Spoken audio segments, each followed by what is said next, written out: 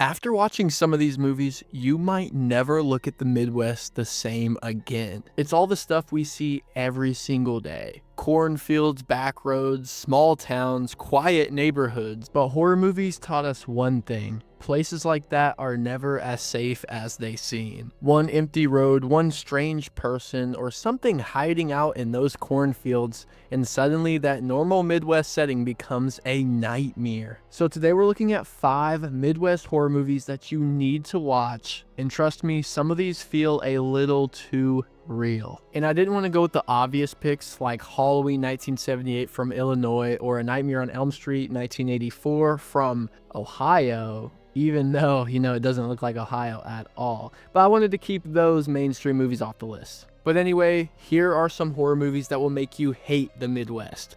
Let's get started. Our first movie is The Faculty from 1998. Man, this one is such a fun way to kick off a Midwest horror movie list. It's just one of those movies that nails that late 90s high school vibe so well, and it turns something super normal into something very chaotic. This one takes place in Harrington, Ohio, which nails that Midwest, boring, nothing's going on, there's just a school in this town type of vibe. Or aka the Midwest vibe, because that's all we got. The story follows a group of high school students who start to realize that something is seriously off with their teachers. What starts as small, weird behavior slowly builds into a full-on takeover situation where the faculty might not even be human anymore. As things spiral, the students are forced to figure out what's going on and how to survive, all while being stuck in a place that's supposed to feel safe, their school. It turns into this really fun mix of paranoia, sci-fi horror, and survival. If you love that great teenage horror energy, then this is a fun time. It's not the scariest movie ever, but it's incredibly entertaining with a story that just keeps building on top of each other and is so fun.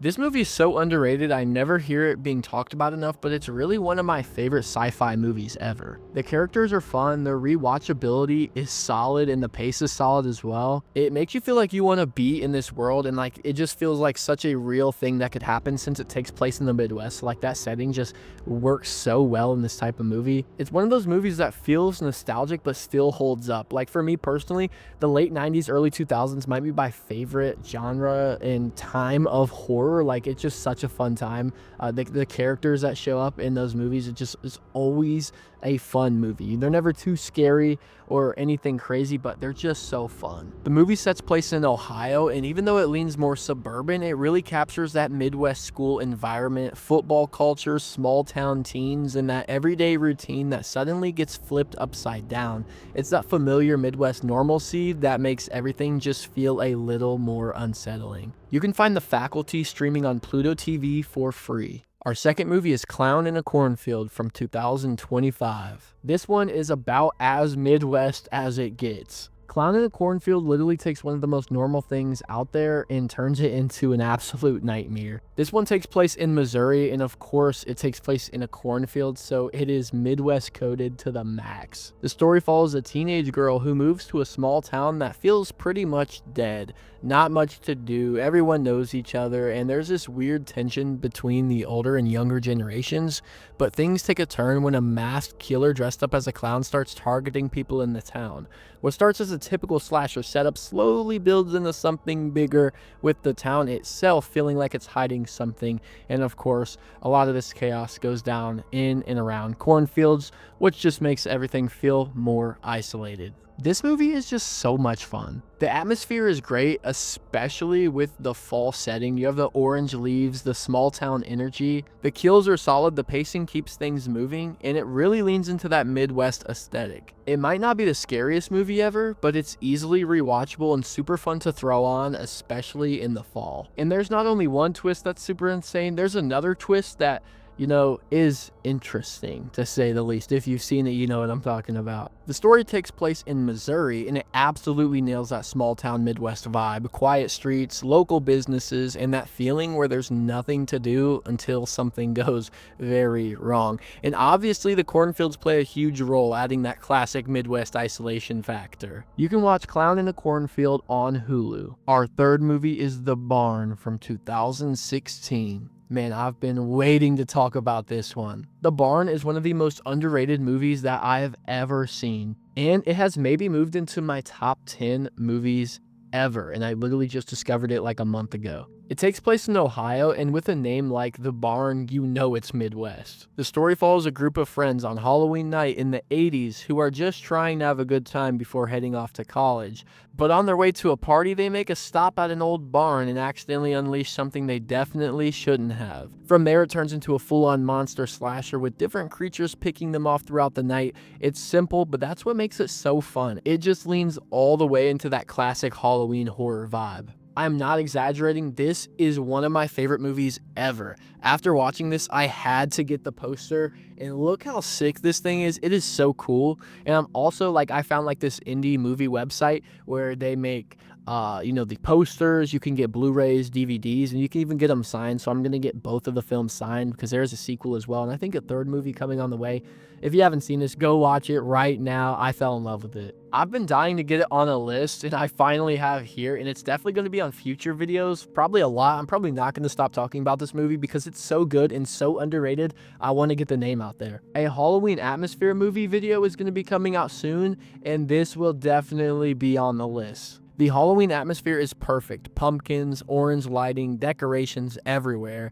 It just feels like Halloween in the Midwest. On top of that, the 80s setting is done so well on the dialogue, on the clothes, and just how the characters act. The vintage Halloween set pieces like the cardboard cutouts, like the ones I have here behind me, are like all over the movie, and even like the decorations at the skating rink when they go there at one point in the movie in like the first act.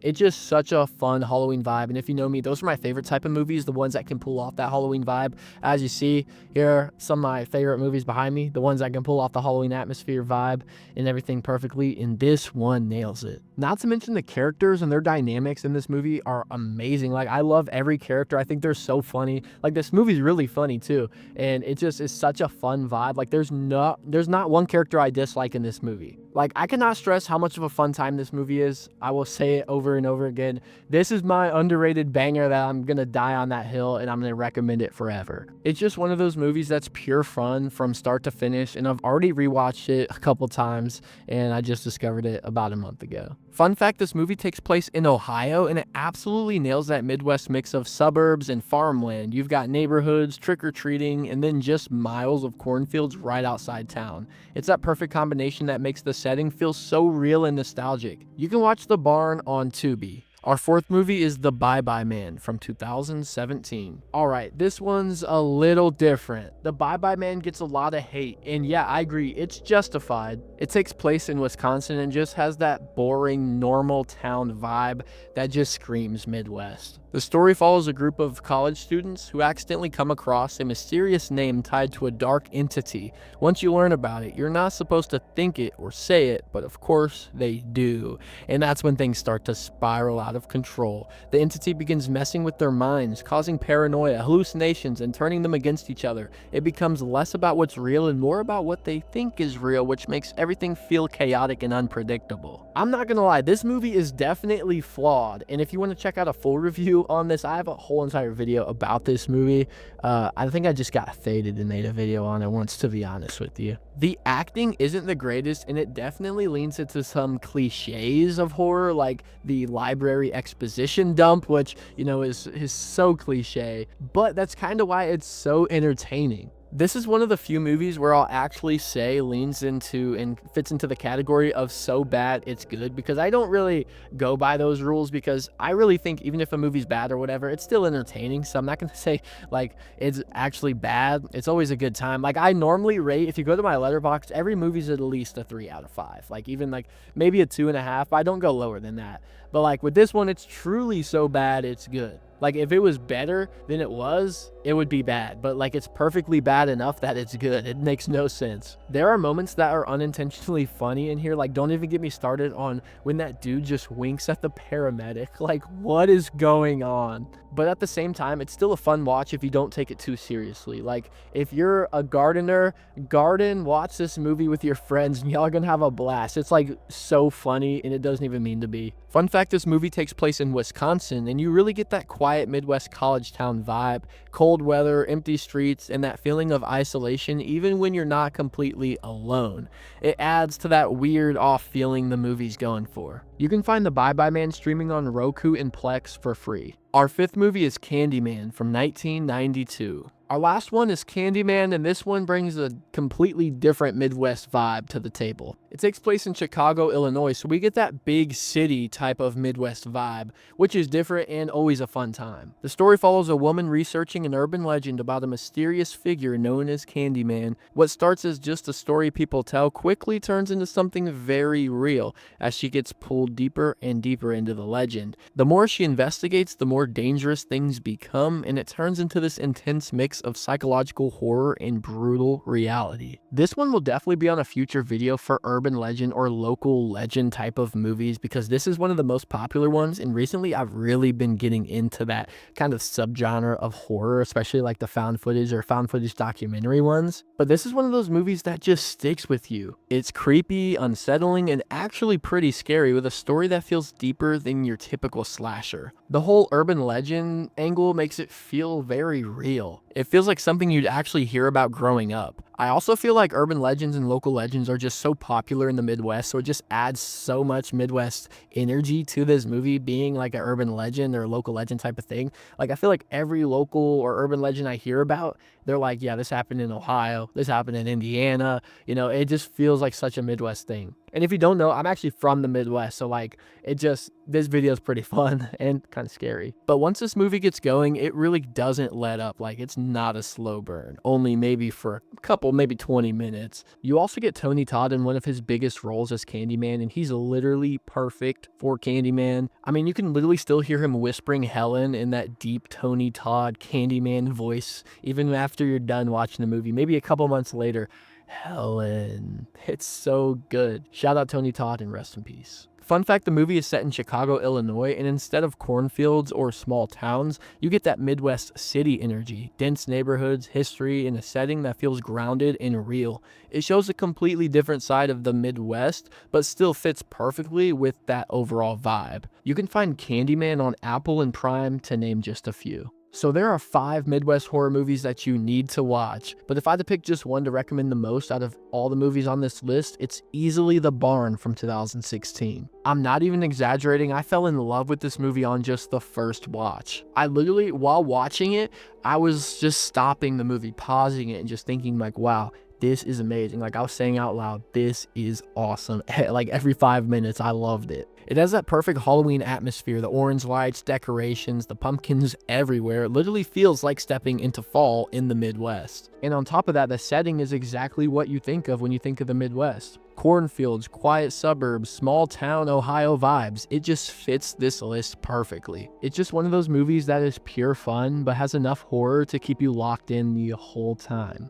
And the craziest part is, no one talks about it. It's low budget and indie, but I promise it is such a fun time. It's seriously underrated, and I'm telling you guys, this is one that you need to watch. Let me know which of these Midwest horror movies you've seen and which Midwest horror movies I missed on this list. Let me know down in the comments below. Please drop a like and hit that subscribe button, or you will go into the wrong barn on Halloween night. Thank you so much for watching. Have a blessed day, and peace!